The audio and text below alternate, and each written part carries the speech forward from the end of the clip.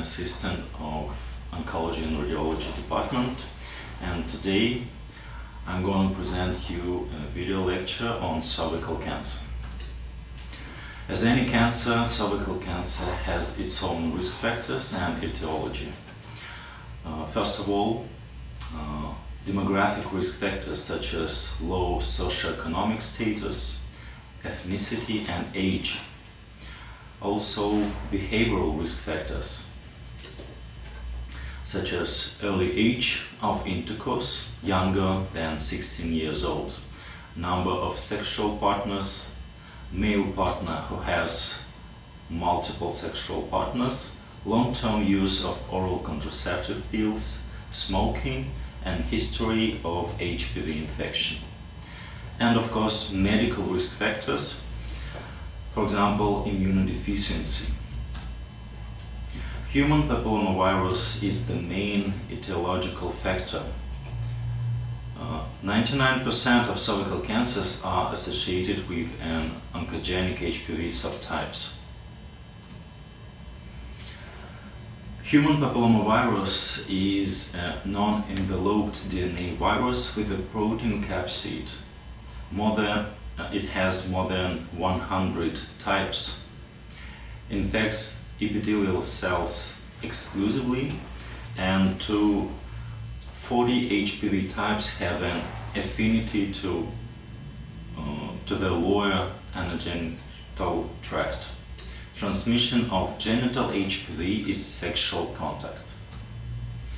Human papillomavirus is divided into groups: high risk and low risk. High risk HPV types are 16, 18, 31, 33 and so on, and low risk 6, 11, 42, 43 and so on. Here we can see the cervix clinical pictures. From the right, first picture is the normal cervix. The second one is the cervix infected with HPV. Next one is precancerous lesion of the cervix, and the last one is the clinical picture of the cervical cancer.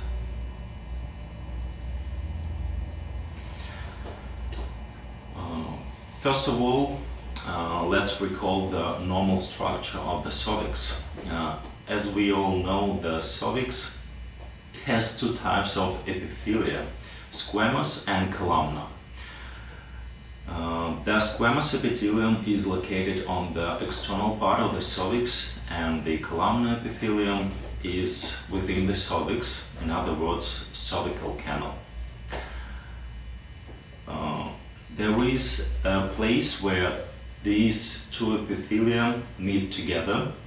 It's called squama-columnar junction, and with age of women there are several such junctions. So the place between the previous junction and the new one is the transformation zone.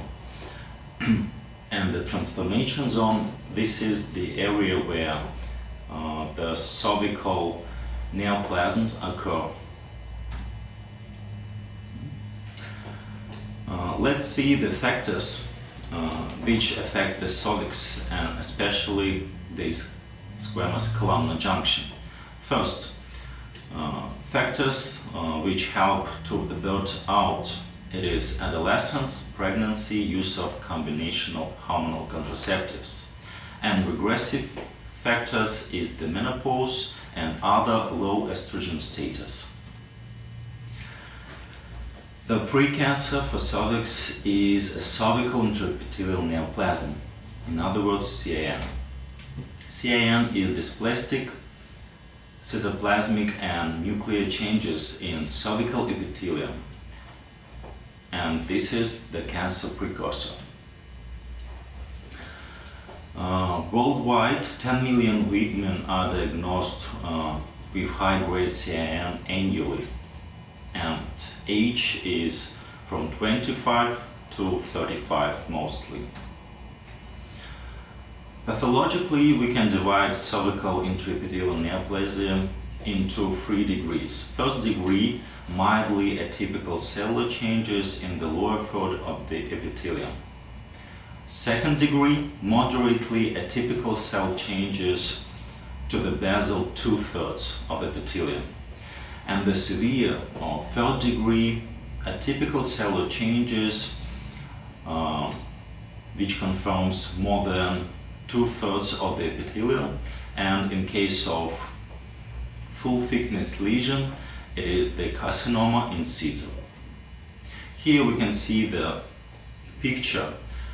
In the right part we can see the normal epithelium, and in the left we can see the abnormal epithelium from the mild dysplasia, which begins from the basal layer, then moderate dysplasia, severe dysplasia, and carcinoma in situ, which confirm the whole thickness of the epithelium.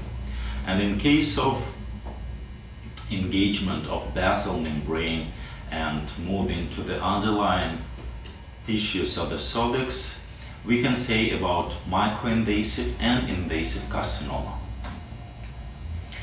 Here we can see the cytology of CAN. A is the normal epithelium, B CAN1, C CAN2, and D HCl or CAN3. So how can CAN progress? We can see that CAN1 and CAN2 mostly can regress under any type of therapy or treatment, and CAN3 is mostly persist and has attempt to become a cancer. Symptoms and signs. Unfortunately, CAN has no any symptoms and signs. That's why early detection is extremely important in such case. Diagnosis. We have 3 steps in diagnosis. First step is the cervical cytology, pap test and HPV testing. In case of positive results of pap test, we move to the second step, colposcopy. While colposcopy, we should assess vascular patterns and normal as well as abnormal tissue. And any colposcopy should end with biopsy when we're taking a piece of cervical tissue for pathological examination. Diagnosis. First of all, medical history and symptoms. Then physical examination such as lymph node examination, gynecological examination, speculum examination. While speculum examination, we can perform cervical cytology or pap smear, also HPV testing, then if necessary colposcopy and biopsy. In case of cervical conization, when we should remove for histological examination a piece of cervix in cone formation, like you can see on the picture. And treatment. How can we treat CAN? CAN1, observation, sometimes cryosurgery and laser ablation. In case of CAN2, as well, cryosurgery and laser ablation. In some, if we have any questions about CAN2, it is better to perform cervical conization. And in case of CAN3, the cervical conization. Cervical cancer. Cervical cancer is the malignant tumor of the cervix, which can spread through the body.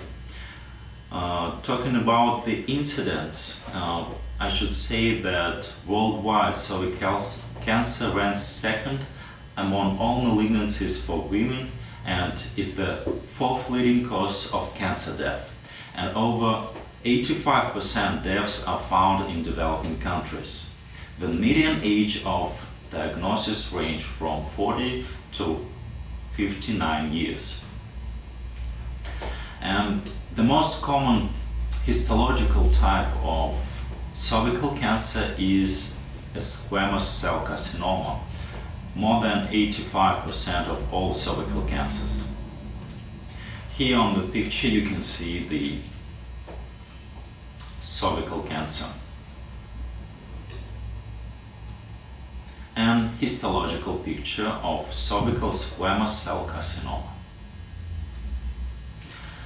Second most common histological type is adenocarcinoma, which takes to 15% of all cervical cancers. Mostly it begins from the cervical canal. And here you can see the histological picture. How can the cervical cancer spread through the body? First, the most common way is the local tumor extension. With extension through the perimetria to the pelvic side, in case of stage 3, the urethral blockage frequently develops. The bladder may be invaded by the tumor, and the rectum is invaded, but not so often like bladder. Second way is the lymphatic spread. It means that cancerous cells spread through the lymphatic system through the body, and internal and external iliac lymph nodes are regional, and common iliac lymph nodes are regional too for cervical cancer, and para-aortic lymph nodes are distant lymph nodes. And the third way is hematogenous dissemination. Extremely less, but for this way the cancerous cell move to the other organs of the body. Lungs, ovaries, liver and bone are the most frequent sites.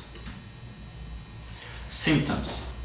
And again, unfortunately, early cancer provide no symptoms. Sometimes women can mention abnormal vaginal bleeding, and especially postcoital bleeding, which means the bleeding begins after or during the intercourse.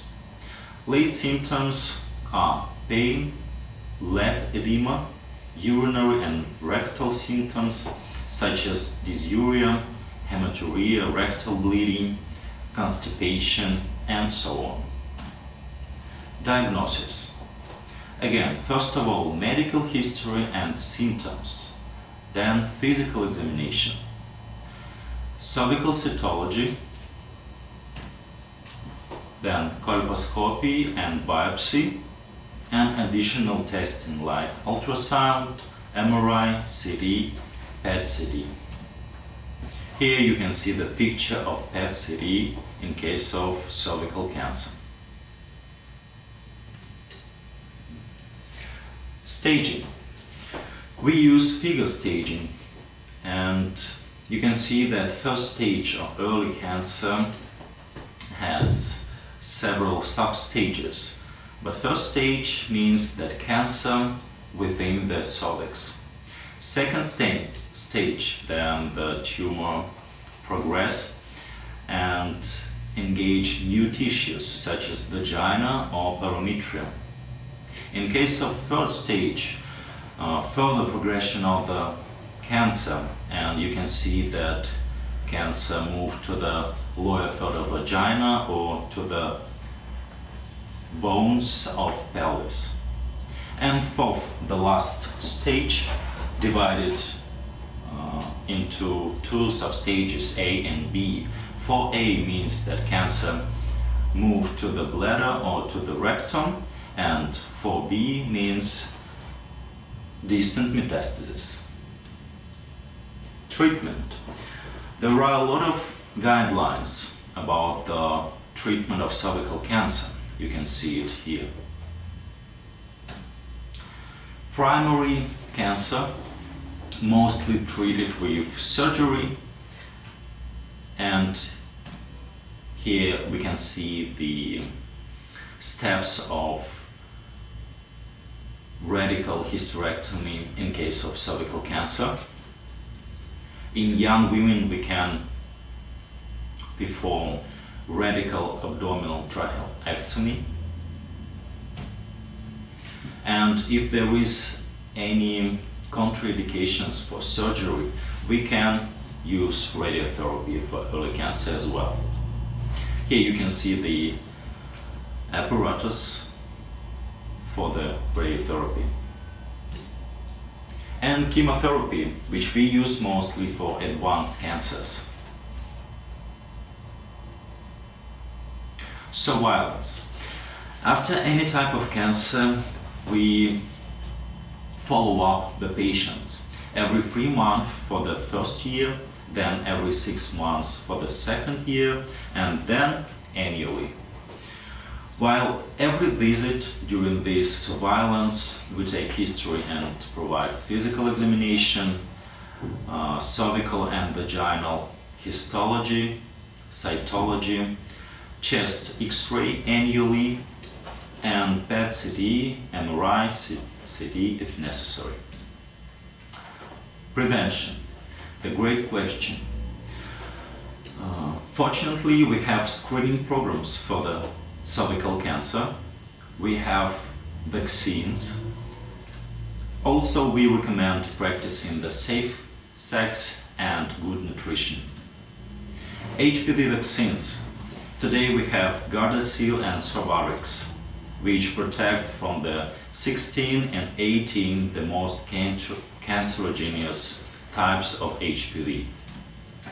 And Gardasil 9, new one, which can prevent us from the 9 types of HPV. So, to sum up, first, etiology, HPV infection, 2 pathological types, squamous cell carcinoma and adenocarcinoma, 3 tumor spread types, local tumor extension, lymphatic spread, and hematogenous dissemination, 4 clinical stage, and 5 diagnostic methods, cytology, HPV test, colposcopy, biopsy, and cervical conization. Thank you for your attention.